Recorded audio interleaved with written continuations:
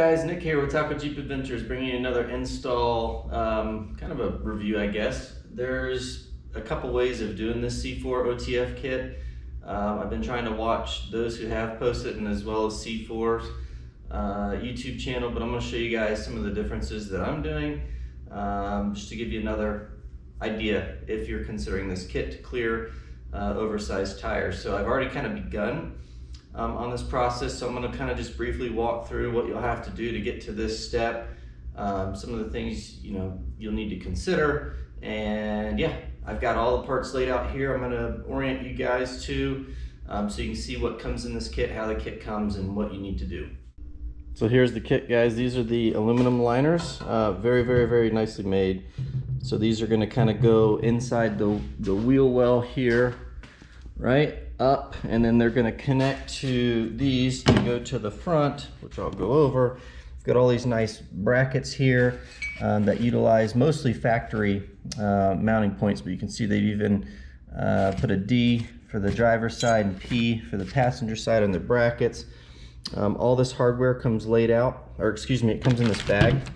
And I've kind of just gone ahead and oriented everything so that I know what goes to what, right? So it's pretty self-explanatory. I mean, I think I counted 14 of these, 14 of these, 14 of these, all that size.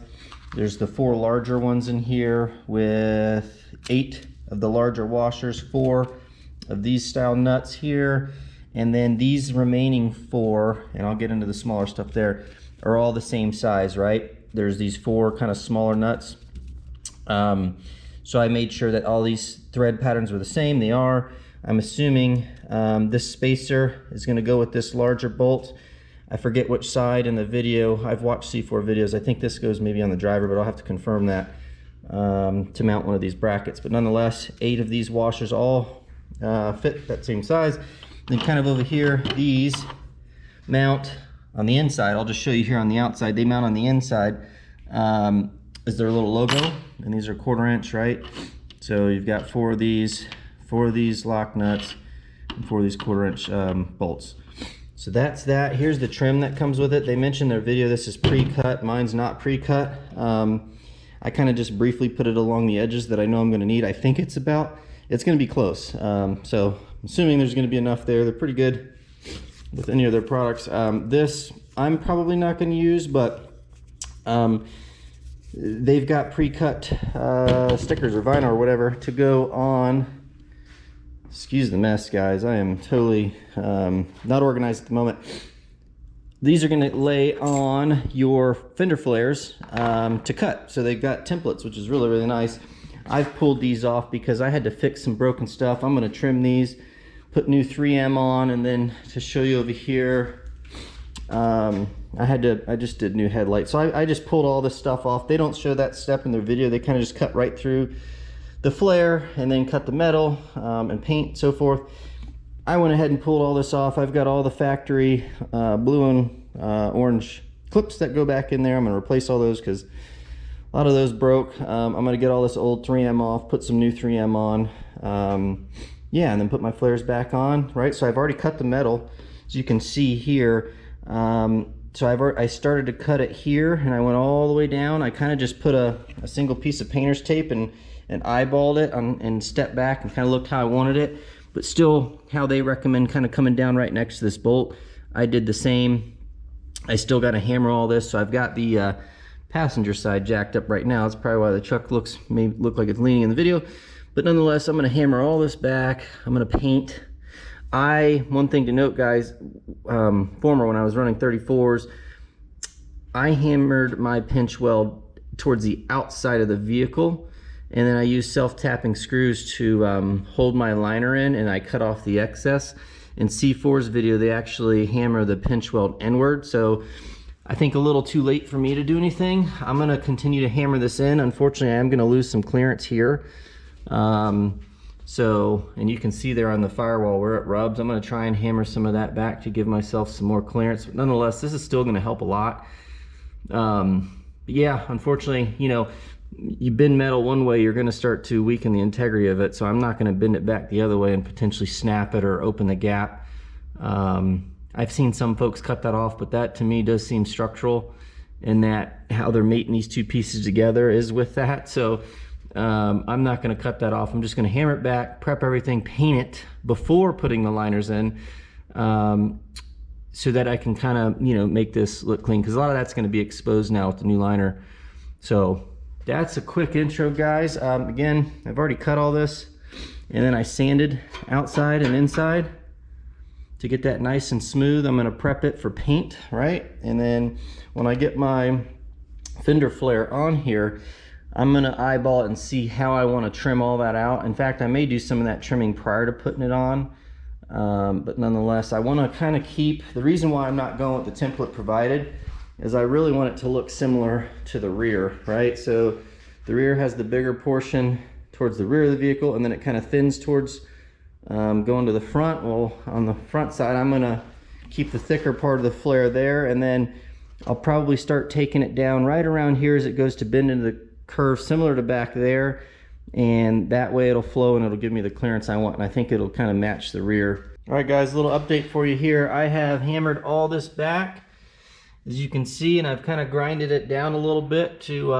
you know, create a good surface for paint to stick to. I'm going to rough some of this up and continue to prep and final with alcohol, but nonetheless, you can see here where I've kind of hammered back. You'll see where your tires are making contact if you've already got 35s. If you haven't got them yet and you're doing that as a part of, you know, next steps, I would go ahead and hammer all this back where the tires making contact. One thing about the pinch welds here kind of being folded over this way that I started looking at, I kind of like, is that it kind of protects half of this plug that goes into the cab there. So hopefully I won't be tearing that off now that it's more exposed, right? It's completely exposed now, but should be clear. But yeah, I want you guys to see that. I'm gonna go ahead and prep, mask off for paint.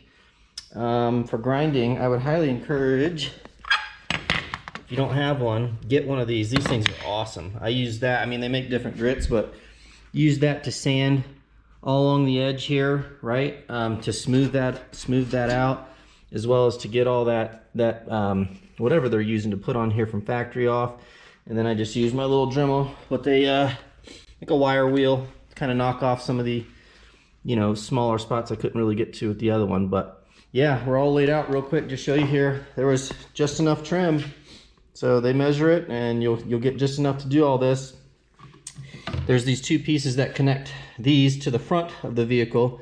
These will be oriented down, and you'll note that on their video they explain you've got more material on this side than on this side, so you want to go on the smaller side with the trim on these, right? So it's only about this big versus that big on this side. You put the trim on that side. These are going to be on that outer edge that come to the point. You're going to cut it, and then you're going to do one on the little bend on either side. And yeah, all right, guys, let me go ahead and prep, mask off, and I'll be back on. All right, guys, now we let her dry for an hour. That's the handling time, it seems like, on this paint that I'd used. So yeah, I taped it all off and held the cardboard behind it, masked off so I didn't get any overspray, and basically did this whole trim. And then, as you can see, well up into there, you know, trying to think visually from the outside of the vehicle what's going to be seen and what's not, right? So the fender liners are going to come back into here, and they're going to cut over and block all that. So I kind of just taped off just beyond where they would kind of block, and sprayed all that prior to putting the liners in. I think is the best way to go about doing it. Definitely sprayed some extra paint to run down in those cracks. Yeah, I'm going to silicone these holes where I had previously used self-tapping screws to hold on my OEM fender liner. So I'm going to fill all those in anywhere that it kind of looks like from hammering, you know, any splits you want to kind of fill all that in. Keep moisture out. So I'm going to go ahead and do that, and then again give it an hour. I've done this on both sides, and as soon as we're done, it'll be time to put these in. Just wanted to show you guys, should you decide to pull your OE fender flares as well, that 3M that's behind there, or any sort of adhesive, if you're taking off vinyl or what have you, and you need to get the adhesive off, if you've never used one of these are a game changer. I mean, it made absolute short work of the old 3M tape that goes along this border, so just wanted to call that out. I'm going to go ahead and wipe this down and put some trim on this paint. So I've got some of this trim over here. You can see it's like the smaller trim. I'm gonna put that, probably from about here back, because that's where I anticipate stuff flinging and hitting it. Visually, when you're, when the truck's on the ground, you'll see some of this possibly. So what I'm gonna do is I'm gonna leave this portion of the flare there, and then kind of up in the middle of the fender where you're not gonna see anything unless you're under it. That's where I'm gonna start to come in and take this back along this edge. I'm not gonna go super aggressive. Like I said, I wanna keep the flares looking similar front to rear, but I will aggressively come in here, probably once it's on the truck. I need to figure that out yet. But yeah, I'm gonna replace all this 3M. I've got, again, excuse the mess. I've got all the OEM stuff from Toyota, all the orange and blue clips are in there to replace along the fender. So yeah, we'll get this all off, put the new 3M in place, get it all prepped. A couple of these were broken from taking it off, and I've taken it off a couple times, I guess. So I went ahead and epoxied that a day or so ago. And then this on the end here pretty much easily breaks, especially if you yank it out. So yeah, all that's fixed and ready to go. All right, guys, let's get it cleaned up and move to the next step. All right, guys, definitely a long process getting all the 3M off the factory flare. Yeah, I mean, if it weren't for me not wanting to cut, like I don't want to cut the same way that this kit's designed to do. I want to do it slightly different. I would not have pulled these. So if you like how they cut it, the C4, how they do this kit, I would just leave the flares on. But if you decide to pull it, I mean, I needed to fix things. I'd broken things from doing multiple headlights and things of that nature. So I wanted to pull them for that reason mostly, and then obviously to trim it how I want. I've added some extra 3M here, but then I've also got these, right, for each flare. You can see that. That is this piece here. So that's the factory tape that they use there. And then there's two of these. Hopefully you can see that. And basically it's like a little L. It's like a little L strip with 3M on it. So it adheres on the inside in here and then folds over here. It's like a pad. I also added some 3M there. So when I get ready to add these are the factory replacements. This is the passenger side. I'm gonna go ahead and put the blue and the orange guys in on that side of the truck. Do one last look over, and then I'm gonna pull all these strips off and snap it into place. And then I'm gonna work to start cutting off some of this excess that I wanna trim off. All right, guys, got the liner in on this side. Wasn't too bad, just step by step, followed C4's recommendations, which I'll include. So that side's all in. I also put on a little bit of edge trim. You probably can't see that because the paint goes beyond it just a little bit, but there, hopefully you can see that. I put that on just in case, rocks flinging up, hitting the paint, chipping it off, exposing the metal. So yeah, another thing, put all these back in. I would probably do that after putting in the C4 liner, and unfortunately I've done that on both sides, so I just got to be a little more careful not to break the new OEM clips that I just put in there. But nonetheless, got both of these prepped, right? They're all prepped, both sides. So I'm going to go ahead and put the driver's side on, get it in position, and then I'm going to start to trim it, and then essentially repeat the same on the passenger side, and then I'll follow up with some final thoughts and close it out. And that's a wrap for this side, folks. Gosh, I will be honest, pulling these flares off and doing this the way I did it is it's challenging. I would say forego this if you can. I mean, I've had multiple sets of headlights now, and so I've pulled this out to do the bumper, and then you got to pull this out to get to the headlights. So mine were all, it was kind of busted, and I wanted to fix it, but it's kind of a rabbit hole. If you do go this route, when you put this flare back on, you definitely want to look down the top and make sure that your clips on the back side are aligned, because when I shoved mine on here, I was slightly off and I wasn't getting into these last few, and then the 3M adhered to the truck, so I had to pull it off, and I lost a lot of that new Toyota expensive 3M that I just put on it. So for the passenger side, I'm gonna be a little more cautious when applying that down. I mean, it's still got a nice seam, but yeah, I'm not thrilled with that, but nonetheless, the fitment, I mean, my God, hopefully you can see that. I've pretty much, I eyeballed it. You know, I kind of just started taking it up off of an angle here. So when you're walking down the side of the vehicle, you'll still see this. You won't see this all cut out. And my tire is not going to rub there anyways. So I just kind of brought it right along this edge, all the way down. And then what I did is I took their template and I applied it on here, and I kind of went a little less aggressive. Pretty much just giving myself a little space, maybe, I don't know, half an inch or so inside of that trim from the fender, right?